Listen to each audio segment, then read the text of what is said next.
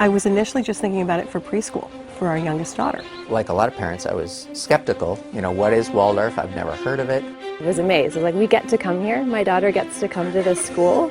There's something you really learn how to see. I want to learn. I want to learn all sorts of things. Their willingness to puzzle around some of the deep conundrums around mathematics and physics. If here's the situation, what do we do about this? Like, let's sit down and think about this. What do we do? Kids are discovering things that they're passionate about. They're confident, they're strong, they know how to relate to people, they look you in the eye. Met these kids and I said, I want one of those. That's what I want as a kid like that. They're 3D on paper, they're not just flat test scores. You're taught to want to learn.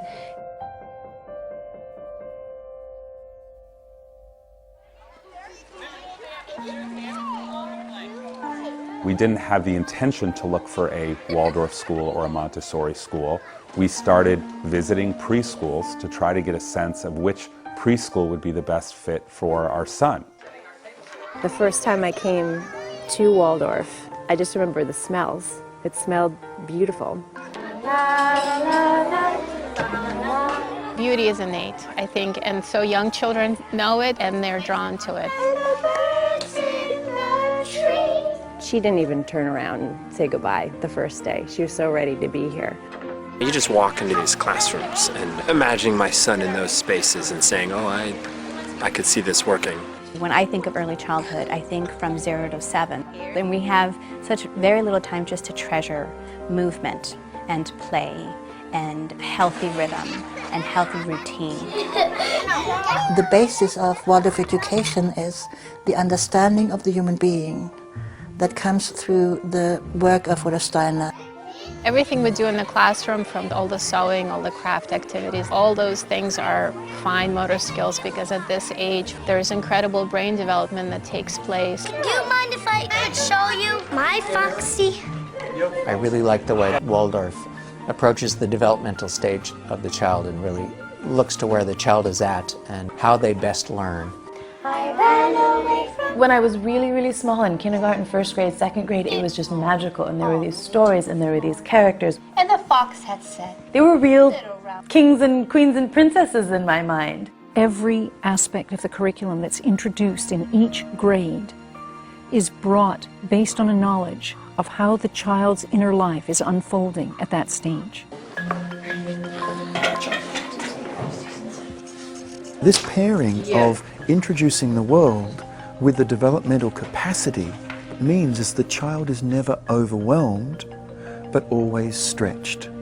And what were they doing then, Alberta? What happens in a Waldorf school is that the approach is artistic, and it is also rigorous. In the Renaissance, you're supposed to be like a universal man. The Waldorf approach is to really wait until they're ready for it, even hungry for it, and then when you introduce it to them, they take it up with enthusiasm rather than feeling pressured to go there. And then you take some of it off. It's never really a command. It's never do this or do that or this is what you should think, ever.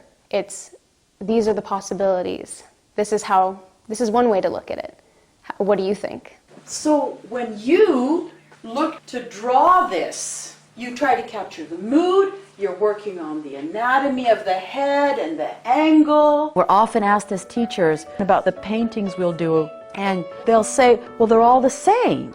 The fact is, if you spend any time observing each one, you begin to see unbelievable differences. When you have to write it yourself, illustrate it yourself, you take your personal pride in the product because this is your work. I remember every article or poem or essay I wrote because I drew a picture around it, and once we learned calligraphy, there was a calligraphy title and there were colorful borders, and it's really hard to forget information when you really can make it your own. And every school book is different, it's personal, so they just create their own textbooks. Yeah, this is how you learn math. It instills in you a little obsession with beauty. I mean, everything needs to be aesthetic, and with that just comes a lot of pride in your work too. You see, they can draw beautifully, their writing skills, their science skills, their botanical drawing skills. Math and the physics and so on, plus the basketball, the volleyball, the social activism and all that kind of thing. It was like cross-training. Because I was exposed to art at such an early age, and bringing that to a technical field like engineering really set me apart to come up with new ideas and to communicate those ideas. That spark of creativity and of innovativeness. On an intellectual level and on a physical level. Really wanting to get this to work exactly the way I want it to work. Learning that I can learn how to figure it out. Okay, see this little dark bit right there? What my daughter learned is to really focus in depth on what she's doing and pay complete attention to it, which is the way we perform best. And what I'm afraid other children are learning is that multitasking is the way to be, and current cognitive science says that's really going to hurt them in the long run.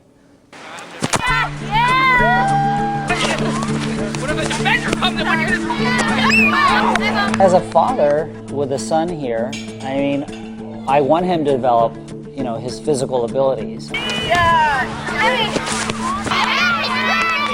It's a very important part of the middle school curriculum. We like to win as much as anybody else.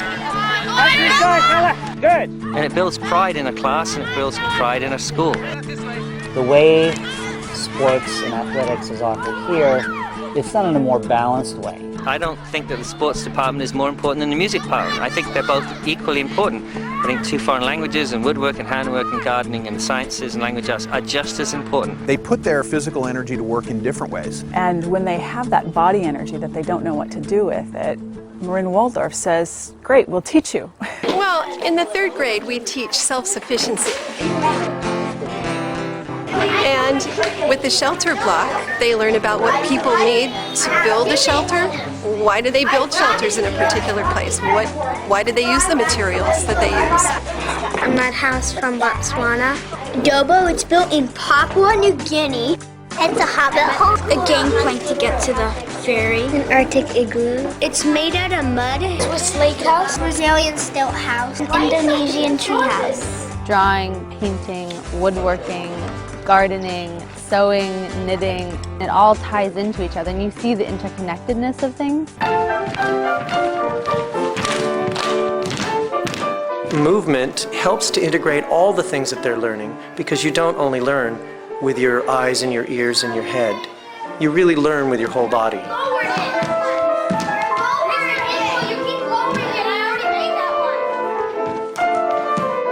The biggest question that comes up is, what if you get a teacher you don't like?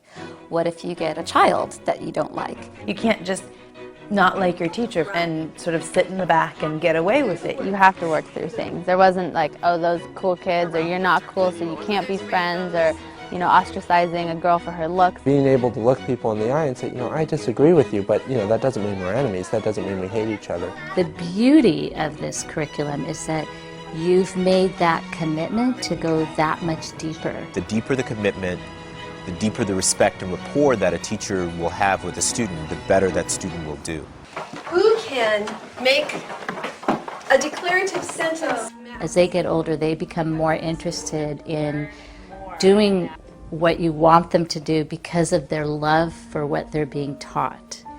And in the younger grades, their love is more for the teacher who stands before them. My children love their teachers, and the teachers love my children. And when the teacher loves the child blossoms. And when the child loves the child can learn from the teacher. That's an essential ingredient in education. The teacher becomes a representation of the best of humanity. And that is what the child is looking for. Well, when I hear our class teacher talking about my daughter, I know that when she says, you know, Katie's getting it or not getting it, she's talking about my daughter and what her individual capacities are, and not just any other 3rd grader. It's a true partnership. I know that when a child is struggling, I can really have a frank conversation with their parents, and that we will work together to find a way to support their child. In the beginning, I was quite jealous because Rudolf Steiner has given almost everything about the child to the teachers. When he talks about child development, he gave them a key to how to heal through education, because education can make ill and education can heal. We had this experience with our son Eli. He was very shy, and the other schools made us feel like this shyness was going to be a major problem. And Marin Waldorf School said, nope, Eli is going to come to the world in his own time. And if you just, let him come to the world, he will come. And he did come to the world. And I think it was because there wasn't this incredible pressure to make him do it when he wasn't ready. These little bees were working so hard, making delicious honey.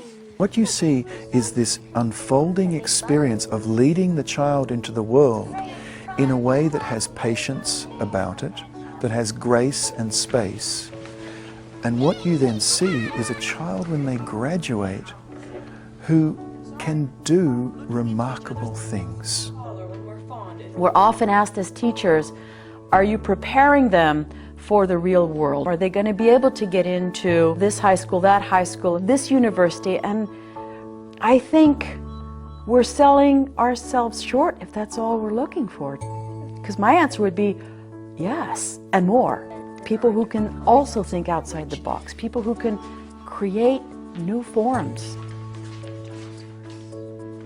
That first semester in high school was a time of having to adapt to a really different kind of learning, but I had learned how to learn really well. Yes. They come to high school with a good sense of themselves, and I know they also know how to be in relationship with adults. And they are prepared, I think, as thinkers and writers in ways that many other students aren't. They don't just do the status quo, they'll go one step beyond, and there's too many kids that have the same test scores. We want to see students that kind of pop off the page. I took my creativity and my initiative that I used as a child and said, I see something that could be created, and I'm going to use my imagination to picture a better world of something that we could create here in Shanghai. It's not just on the level of development of the intellect, but it is this whole human being, this physical, intellectual, emotional, and spiritual component. It's spiritual without being religious in the sense of organized religion. It's not preaching morals to the children, but allowing them to find their own moral within different stories that they hear or different lesson situations that come up. The values they're teaching the kids in the classroom is helping the parents keep those values at home, and I think we are making the world a better place.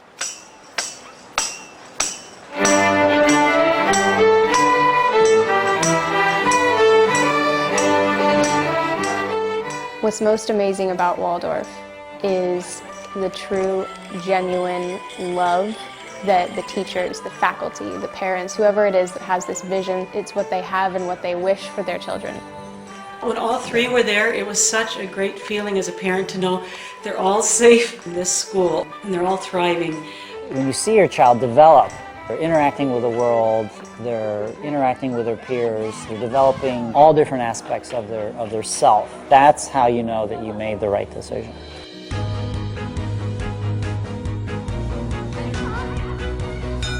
There's not one person who dictates what Marin Waldorf is. There's not one person who dictates what even Waldorf education is.